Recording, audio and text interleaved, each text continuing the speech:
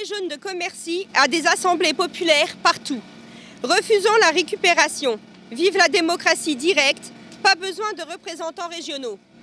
Depuis près de 2 semaines, le mouvement des Gilets jaunes a mis des centaines de milliers de personnes dans les rues partout en France, souvent pour la première fois. Le prix du carburant a été la goutte de gasoil qui a mis le feu à la plaine. La souffrance, le ras-le-bol et l'injustice n'ont jamais été aussi répandus. Maintenant, partout dans le pays, des centaines de groupes locaux s'organisent entre eux, avec des manières de faire différentes à chaque fois.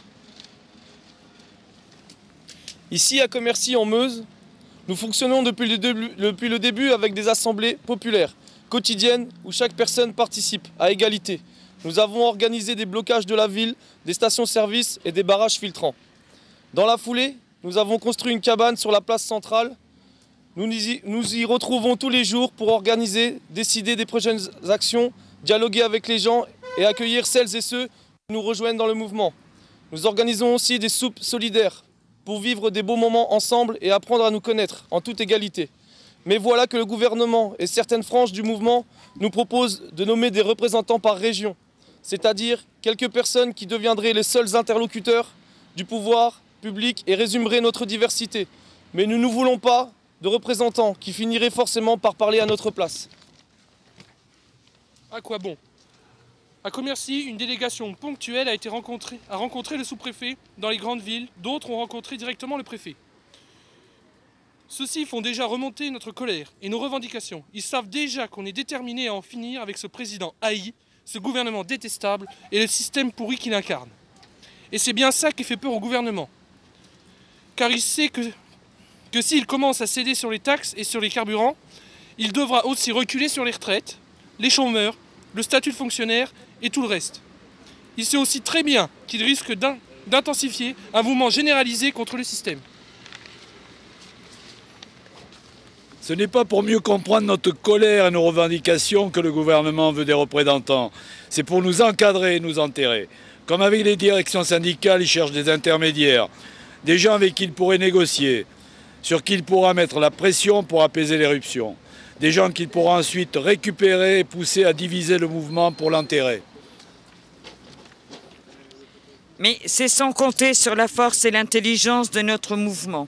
C'est sans compter qu'on est bien en train de réfléchir, de s'organiser, de faire évoluer nos actions, qui leur foutent tellement la trouille et d'amplifier le mouvement. Et puis surtout, c'est sans compter qu'il y a des choses très importantes, que partout le mouvement des Gilets jaunes réclame sous diverses formes, bien au-delà du pouvoir d'achat. Cette chose, c'est le pouvoir au peuple, c'est le peuple pour le peuple. C'est un système nouveau où ceux qui ne sont rien, comme ils disent avec mépris, reprennent le pouvoir sur tous ceux qui se gavent, sur les dirigeants et sur les puissances de l'argent. C'est l'égalité, c'est la justice, c'est la liberté. Voilà ce que nous voulons. Et ça part de la base. Si on nomme des représentants et des porte-paroles, ça finira par nous rendre passifs. Pire, on aura vite fait de reproduire le système et fonctionner de haut en bas, comme les crapules qui nous dirigent. Ces soi-disant représentants du peuple qui s'en mettent plein des poches, qui font des lois qui nous pourrissent la vie et qui servent les intérêts des ultra-riches. Ne mettons pas le doigt dans l'engrenage de la représentation et de la récupération. Ce n'est pas le moment de confier notre parole à une petite poignée, même s'il semble honnête, qu'ils nous écoutent tous ou qu'ils n'écoutent personne. Depuis Commercy, nous appelons donc à créer partout en France des comités populaires qui fonctionnent en assemblée générale régulière. Des endroits où la parole se libère, où on ose s'exprimer, s'entraîner, s'entraider. Si délégué il doit y avoir, c'est au niveau de chaque comité populaire local de Gilets jaunes, au plus près de la parole du peuple, avec les mandats impératifs, révocables et tournants, avec la transparence, avec la confiance.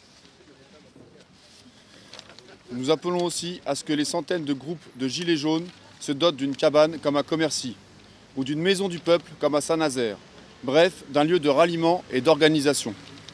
Et qu'ils se coordonnent entre eux, au niveau local et départemental, en toute égalité. C'est comme ça qu'on va gagner, parce que ça, là-haut, ils n'ont pas l'habitude de le gérer. Et ça leur fait très peur. Nous ne nous laisserons pas diriger. Nous ne nous laisserons pas diviser et récupérer. non aux représentants et aux porte-paroles autoproclamés. Reprenons le pouvoir sur nos vies. Vive les Gilets jaunes dans leur diversité. Vive le pouvoir au peuple, par le peuple et pour le peuple.